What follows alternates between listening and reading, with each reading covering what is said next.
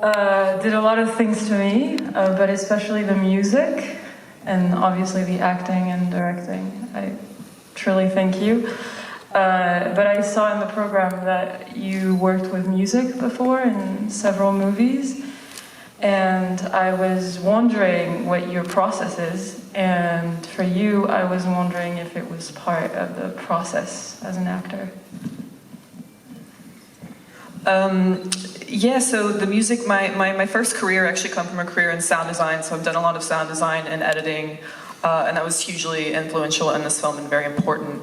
And the music selection too was something that I sort of came up with very early on. I had this playlist going and I heard this song, I believe it was Aldila, which is the middle foggy rose sequence. And I heard that song and this image came to my head, the scene that just like we shot. That was the first day of shooting, by the way, and it was fucking magnificent and the fog and everything. And I had this vision in my head, and suddenly I realized like I wanted to frame the film really like a love story between a girl and a boat. So it's very sort of loosely, you know, you have the beginnings, this sort of first attraction and the clunky beginnings, and then the falling in love and making love, and then the slow descent into a toxic breakup. So really choosing specific songs that kind of went along with that phrase. And I actually, in terms of, you know, I had a playlist that I made and I sent it to a lot of the crew heads and Isabelle as well. I'll let you continue with that. Yeah, when Lauren first sent me the script, she also sent me a lookbook, and then once she hired me, she sent me this amazing playlist that I think I listened to over and over and over again, because the way that the story was framed just kind of fell so well with the playlist and the music, and it was kind of nice to listen to it and feel the rhythm of what the story was going to be. If you can't tell, rhythm is a little bit of a part of the movie, so that was really helpful. And our incredible Alex Weston, who did the score. There's a story about Alex Weston. I mentioned earlier that I only listened to French music for a year, and I was not joking.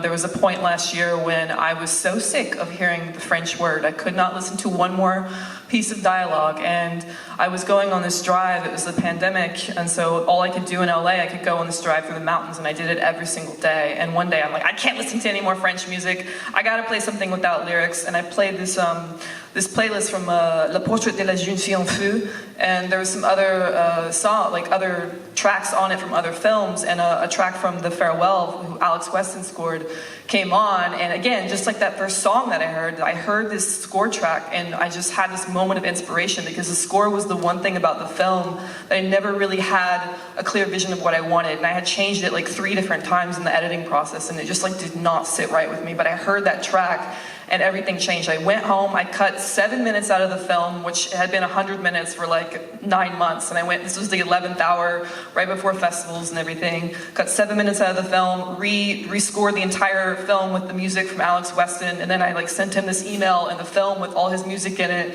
and was like, you have to come on board, you have to score this movie, you like inspired me, you changed the movie, it finally all clicked, and he did, he came on board, so that was thanks to French music, you know. Voilà, bonne chance pour moi. Thank you very much. I remember that. Tout d'abord, first I'm going to translate the question in French.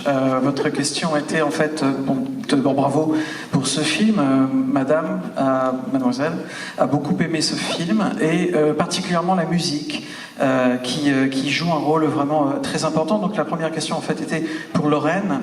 Est-ce que vous pouvez nous parler de votre expérience professionnelle en fait, parce que il faut savoir que Lauren Hadaway, avant de faire ce film, a travaillé pendant très longtemps en tant que sound designer. Elle a travaillé sur le son, sur la musique, sur l'ambiance sonore de plusieurs films avec des grands réalisateurs. Donc en quoi ça l'a aidé à aborder et à travailler sur ce film-là, son film, et puis également demander à la comédienne Isabelle de nous parler aussi de son processus de travail par rapport à la réalisatrice et par rapport à tout ça. Lauren nous dit que en fait au départ, donc oui, elle a été sound designer depuis très longtemps. Elle a également travaillé sur le montage, donc c'était des éléments qui sont très importants pour elle, travailler visuellement et de manière auditive sur le film, comme on a très bien pu s'en rendre compte avec ce film-là. En fait, au tout départ, ce qui s'est passé, c'est qu'elle a fait la sélection des morceaux de musique qu'on entend dans le film. C'est une sélection qu'elle a fait très très en amont de la fabrication, de la conception du film. Elle a même entendu certaines chansons, comme la chanson qu'on voit, comme la musique qu'on voit à un moment donné dans le film, lorsqu'elle est en train de faire de l'aviron. Je sais que je parle de 90% du film, mais cette séquence où elle est dehors, où il y a le brouillard, c'est une vision que la réalisatrice a eue vraiment très très tôt dans le développement du film. Et c'est ça, en fait, ça a été pour elle, quand elle a entendu cette musique, c'était le point de départ de toute l'inspiration qu'elle a eue pour raconter cette histoire d'obsession. Elle voulait faire voir une espèce d'histoire d'amour, tout simplement, traiter le film comme une histoire d'amour, entre guillemets classique, entre une jeune fille et un bateau. Et faire voir cette histoire d'amour avec la montée, l'excitation, l'acte physique, sensuel, charnel avec le bateau, comme avec un être humain. Et puis à un moment donné, la séparation, la chute, et faire vraiment ressentir ça de manière viscérale, avec des gros plans, etc. Et une séparation qui devient même, la relation devient même toxique sur la fin de l'histoire, et donc sur la fin du film. Donc voilà, elle avait cette chanson en elle. Et puis elle avait une playlist, donc une liste de chansons comme ça, qu'elle a en fait distribuée à tous les membres de l'équipe du film, et à tous les comédiens et toutes les comédiennes, et notamment à Isabelle. Et Isabelle, elle nous dit elle-même, lorsqu'elle a reçu le scénario, elle a reçu le scénario, elle a également reçu un lookbook, et elle a également reçu la playlist avec les chansons. Et elle les a écoutées encore et encore et encore, pour s'imprégner du personnage et pour s'imprégner de l'ambiance que Lauren, la réalisatrice, avait envie d'insuffler dans le film. Et puis, en ce qui concerne la musique du film, nous dit Isabelle, et Lauren aussi, elles nous disent que Lauren précise qu'elle voulait absolument que ce soit Alex, I'm sorry, I don't remember the last name. Alex Weston. Alex Weston. Elle voulait que ce soit ce musicien-là. I don't know him, I'm so sorry if I say wrongly. Elle voulait que ce soit ce musicien-là. Et ce musicien-là, en fait, c'est lui notamment qui a écrit la musique de Portrait de la jeune fille en feu, de Céline Sciamma. Et en fait, ce qui s'est passé, c'est que, comme elle l'a dit tout à l'heure, Lauren était en train d'apprendre le français, et elle écoutait du français tout le temps, tout le temps, tout le temps. À un moment donné, elle écoutait tellement de français, tellement de chansons françaises, de choses françaises, de livres français, qu'elle en a eu marre. Et à un moment donné, elle ne pouvait plus. Et c'était donc au tout début de la pandémie, et elle ne savait plus quoi faire. Alors, elle partait pour des grandes balades tous les jours, et elle a décidé d'écouter de la musique, un truc en musique comme ça pour lui changer les idées. Et en l'occurrence, c'était le portrait de la jeune fille en feu, la musique du portrait de la jeune fille en feu. Et c'était la musique donc de Alex qu'il avait faite. Et ça l'a vraiment inspirée. C'était pour elle une vraie source d'inspiration, à tel point qu'elle s'est dit, mais en fait c'est lui qui donne dans mon film, parce que à ce moment-là, le film, il durait assez longtemps, et elle était bloquée, elle n'arrivait plus à avancer, elle n'arrivait plus à aller de l'avant dans le montage, et elle a écouté cette musique-là, pour elle c'était une révélation. Elle a réussi à couper pas mal de minutes du montage final, elle a utilisé la musique donc de ce film-là dans son film à elle, pour voir si ça fonctionnait, et l'ambiance fonctionnait vraiment très bien. Alors qu'est-ce qu'elle a fait? Elle a envoyé un email au musicien, à Alex, en lui disant, eh bien voilà, donc je m'appelle Lauren, je fais un film, et j'ai mis votre musique sur le pré-montage, et ça fonctionne vraiment très bien. Donc, est-ce que vous pourriez écrire la musique? Est-ce que vous pourriez faire partie de l'aventure, venir nous rejoindre et écrire la musique du film? Et c'est ce qu'il a fait. Et c'est comme ça qu'on a ce montage, ce film que vous venez de voir. Merci. Une autre question à la salle. Ah, ici, là-bas, madame. Ou monsieur. Je suis désolé, je vois vraiment rien. Là, juste là, devant vous. Montez, tout en haut, voilà.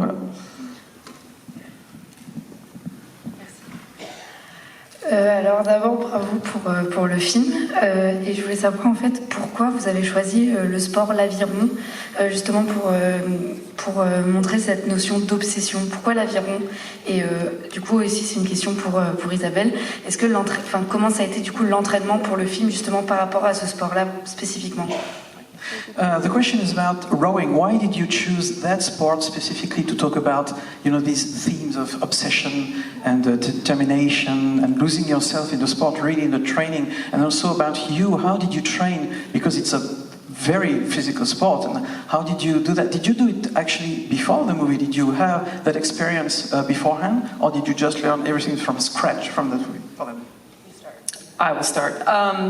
So I chose rowing. I was a collegiate rower. When I decided I made a choice November 2016, set a 5-year goal to transition into writing and directing out of sound. And at that point, I really started studying the careers of directors I really admire and like the scope of first films. And the advice she always hears is write what you know, write a story only you can tell. And there aren't really a lot of rowing films. And rowing for me was such a traumatic and intense and focused 4 years. So this was the thing, I wrote The Novice inspired by my years. I essentially took 4 years of collegiate rowing and 10 years of coming of age and compressed it down into a year. And that's The Novice. That's better that time? I kept it shorter? It's okay. I was just a bit surprised. Oui, donc par rapport à la question pourquoi l'aviron, la réalisatrice Lauren nous dit qu'en fait elle-même a eu cette expérience. Elle a fait de l'aviron, elle en a fait beaucoup d'ailleurs, et lorsqu'elle était au lycée. Et en 2016, lorsqu'elle était en train déjà de travailler à Hollywood pour des grands noms, etc. Forcément, petit à petit, quand on travaille sur des tournages de personnes très connues, de réalisateurs très doués, à un moment donné, on a envie de faire un film. Elle a eu envie de faire un film, et elle s'est rappelée d'une leçon qui était très importante pour elle, et cette leçon, c'était une leçon que vous avez peut-être déjà entendue. Quand vous avez envie d'écrire un livre, de faire un film, de faire un travail comme ça, quand vous commencez, il faut vraiment parler de quelque chose que vous connaissez mieux que tout le monde. Et elle s'est dit, alors qu'est-ce que je connais vraiment bien, qu'est-ce que je connais suffisamment bien pour en parler pendant longtemps, pendant 2 heures sur un film? Eh bien l'aviron, évidemment. C'était l'expérience qu'elle avait envie de raconter, donc elle s'est basée sur beaucoup de choses qu'elle avait elle-même vécues dans sa vie. Ça lui a permis Alors pourquoi l'aviron également? Parce que l'aviron, nous dit-elle, lorsqu'on fait de l'aviron, bien sûr c'est un sport, mais c'est un sport, peut-être pas le seul, mais c'est un des sports dans lequel il faut vraiment avoir une très très grande force d'attention. Il faut vraiment se concentrer à fond et n'avoir qu'un seul objectif pendant très longtemps. Et puis c'est un sport qui est très répétitif, donc il faut vraiment être à 100% à l'intérieur. Et donc comme elle voulait traiter donc cette histoire d'obsession, eh bien quelque part ça se rejoignait complètement. Donc elle a fait de l'aviron pendant 4 ans. You took rowing for 4 years in college and 10 years afterwards, right? No. I rowed for 4 years. J'ai fait l'aviron pendant 4 ans. Et puis, mais I used my 10 years of coming of age, of growing up, for the inspiration for a lot of the emotional beats. Yes. Et elle s'est servie également de son passage de l'adolescence à l'âge adulte, des 10 années qui l'ont construite en tant que pour être la femme qu'elle est aujourd'hui.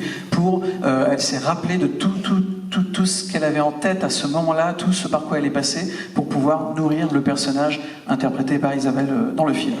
Y a-t-il... do you want to add something? No. Oh, I wanted to answer the second part. Yeah, sure. But do you want to... Gosh, sorry. I've never rowed before this movie. I had obviously seen the only movie that I think has actually showcased rowing, which is The Social Network, that had a scene in it. And upon reading the script, I knew next to nothing about the sport at all. And after Lauren cast me in the role, I had 5 weeks to prepare for it because I didn't have a double or anybody row in this movie for me. I did all of the rowing in the film, and I had to go through that kind of obsession myself of falling in love with the sport as well as the physical transformation that the character goes through. So I went from knowing nothing about the sport to training for 6 hours every single day. Out in a boat on the water in Los Angeles, and then spending an hour in the afternoon 4 times a week with a trainer so I could get really muscular, which was very fun.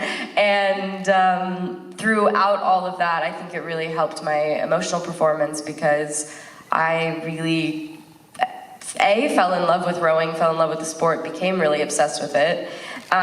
B, really got to kind of dive into this and experience the same things that my character does. I mean, I had bleeding hands, I was incredibly sore, I was so exhausted, and then once we started filming, I would wake up and go on the water for an hour or go to the tank or go to the gym before or after work, just to keep going throughout the shoot. And so I very much felt like I was in the same mindset that Alex was. I wanted to be the very best on set.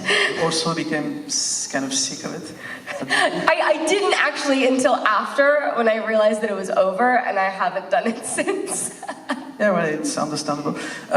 Oui, donc la comédienne Isabelle nous dit qu'en fait, elle-même n'avait jamais fait d'aviron avant, et elle s'était jamais vraiment intéressée à l'aviron avant le film, avant de recevoir le scénario. Donc forcément pour elle, ça a été aussi une découverte totale du sport et de tout ce que ça implique. La première, en fait, elle nous dit qu'elle est à peu près persuadée que c'est le premier film qui traite de l'aviron comme ça, parce que la première fois et la seule fois où elle a vu de l'aviron au cinéma, par exemple, c'était dans le film The Social Network de David Fincher. Et à part ça, et avant ça, et même après ça, elle n'en a pas vraiment vu autrement. Donc lorsqu'elle a reçu le scénario, elle n'y connaissait vraiment pas grand-chose, pour ne pas dire rien. Et alors, pour information, hein, si vous vous posez la question, dans le film, c'est bien elle qui fait de l'aviron. À chaque fois qu'on la voit s'entraîner, faire de l'aviron dans l'eau, c'est elle. Donc c'est encore une fois un rôle très physique. Et en fait, c'est presque, enfin c'est pas presque, oui, c'est devenu une obsession pour elle aussi, l'aviron, parce que pendant tout le temps du tournage, pendant le tournage, elle s'entraînait vraiment à fond. Elle a passé 6 heures, 7 heures à s'entraîner, à être sur l'eau, à être dans le bateau, à faire les mêmes mouvements tout le temps. Donc ça faisait vraiment partie de sa vie à 100%. Et elle allait même s'entraîner dans les salles de sport avec un coach pour pouvoir être beaucoup plus musclé, ce qui d'ailleurs nous dit-elle, c'est pas plus mal, hein, c'est bien, ça peut servir pour la suite. Et donc ça, et il y avait également, ça pouvait servir, elle le savait, que ça servirait sa performance au niveau émotionnel, parce que ce qu'on voit finalement dans le film, c'est presque un documentaire. Ce qu'on voit dans le film, en fait, c'est aussi tout ce par quoi elle est passée, parce qu'elle est aussi passée par tout ça. Elle en a eu marre, c'était difficile, c'était compliqué, c'était vraiment très très physique et très très difficile pour elle en tant que comédienne. Et donc elle a eu quelque part la même expérience que son personnage dans le film. Et alors après, je lui demande... Allez-y.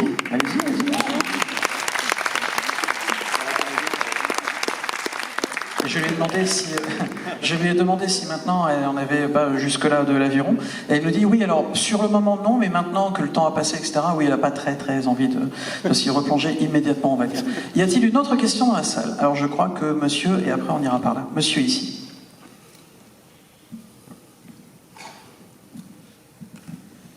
Merci pour le film. J'aimerais rebondir vite fait sur The Social Network, pas pour l'aviron, mais parce que c'est aussi un film d'obsession. Et pour dire que c'est un film d'obsession, mais qui n'est pas sportif, ce qui est la plupart des films d'obsession, c'est plutôt des mathématiciens ou des personnes comme ça, plus psychologiques, qui pètent des câbles. Et justement, c'est un truc qu'on voit un peu au début du film. Elle a le carnet, puis le carnet au fur et à mesure disparaît, puis ensuite il y a les marques sur son corps. C'est un truc dans le développement du film où plus ça va, plus ça devient physique, et j'aimerais savoir si c'est quelque chose qui s'est créé dès la base du scénario, plus tard, est-ce que c'est venu au montage, etc.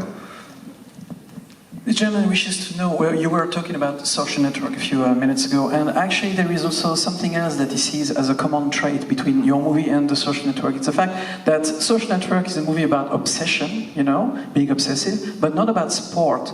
And this guy says, this gentleman says, in the film at the beginning there is some, it's very like the school environment is very present, but it's like disappearing, and then some marks, some, wounds appear on the body, and it's changing, and he wishes to know if all of this was very present from the stage of the script. When you wrote the script, it was already what it looks like now, or did it change and evolve while you were shooting, or maybe while you were editing the film?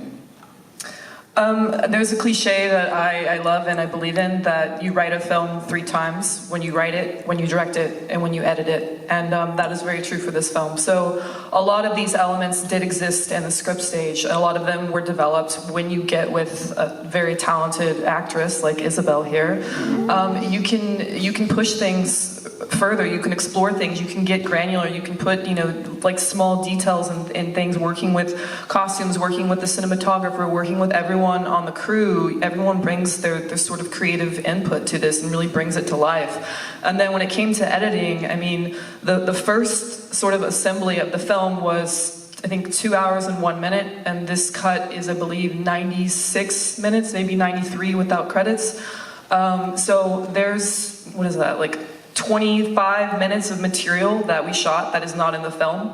So yeah, I mean, it's when I started editing it is really, you're taking clay, you're smashing it down, and then you're sort of honing it away, and you're getting a sense of what the story is and what to focus on and what's important. And there's scenes that I loved, you know, that are on the editing room floor. It's, you know, the kill your darlings thing. Yeah, I think all of this was there, but it was sort of more honed in as the process, you know, went along, because this is, you know, making a film is an organic. It's like it's something that's very alive. So it's always developing. It's always growing. I would like to add that when Lauren and I first met, she had an image book that I think very clearly explained the movie the way that I see it now in so many ways. I would say it had the same sort of edge to it and the same direction. But what I loved working with you so much about was that Lauren was a director that was incredibly collaborative, not just with me as an actor, but with everybody on set. And I think everyone was so aware of how clear the vision was for what she wanted to create with this movie that we were all able to come to work and really play with her and talk about things and work through things. And there were a lot of issues that arose making this movie for the budget that we did, in the time that we did, in the location that we did, with the amount of sport, weather, all of that stuff. And it was amazing to work with someone like Lauren who really had such a clear vision, and we just kind of like worked everything out. I'm really very proud of you and the movie. Extra minutes in the special edition Blu-ray. Maybe, but you know, I don't think you need them to tell the story. They can. Yeah, exactly, you're right. Et donc les 25 minutes, en l'occurrence, elle n'est pas triste de les avoir retirées. Elles ne sont plus dans le film, et pour elle, c'est très bien comme ça, parce que peut-être tout simplement qu'il était un petit peu trop long, etc., etc. Donc quand on monte un film, c'est encore une fois, c'est aussi comme ça qu'on travaille. On apprend à savoir qu'est-ce qu'il faut garder pour bien rester dans la direction dans laquelle on veut aller, pour aller droit au but. Et voilà, elle voulait vraiment avoir travaillé comme ça pour elle, c'est important, parce qu'elle voulait un tournage organique, un montage organique, faire en sorte organique dans le sens où ce qu'elle a au final, c'est un film qui est vraiment vivant, une œuvre qui vit, et c'est ça qu'elle voulait obtenir. Dès le départ, je suis désolé, je ne pourrais pas donner la parole à quelqu'un d'autre, car ce Q&A est terminé.